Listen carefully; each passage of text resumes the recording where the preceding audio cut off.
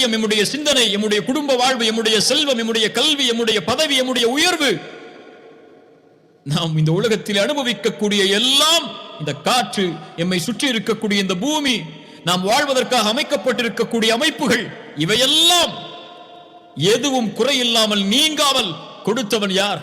அல்லாஹ். இந்த குறைவை அதில் அல்லாஹ் உங்களுக்கு ஆக்கினான். சுப்ஹானல்லாஹ். இஸ்லாமை கொடுத்தவன் யார்? நீங்கள் பிறக்கும் போது முஸ்லிமாக பிறக்க வேண்டும் என்று அல்லாஹ்விடத்திலே கேட்டீர்களா? இல்லை. உங்களை தௌஹீதில் பிறக்க வைக்க வேண்டும் என்று அல்லாஹ்விடத்திலே கேட்டீர்களா? இல்லை. இந்த குணத்தில் உங்களை அல்லாஹ் அனுப்ப வேண்டும் என்று அல்லாஹ்விடத்திலே கேட்டீர்களா? இல்லை. இந்த தாய்க்கு உங்களை பிறக்க வைக்க வேண்டும் என்று அல்லாஹ்விடத்திலே கேட்டீர்களா? இல்லை. இவை எதையும் நீங்கள் கேட்கவில்லை. அல்லாஹ் அழகுற செம்மைப்படுத்தி உங்களுக்கு கொடுத்தானே.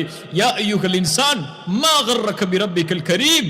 அந்த கரீமாகிய ரப்பாகிய அந்த ரப்பை விட்டு உங்களை திருப்பக்கூடியது எது என்று அல்லாஹ் குர்ஆனிலே கேட்கிறான்.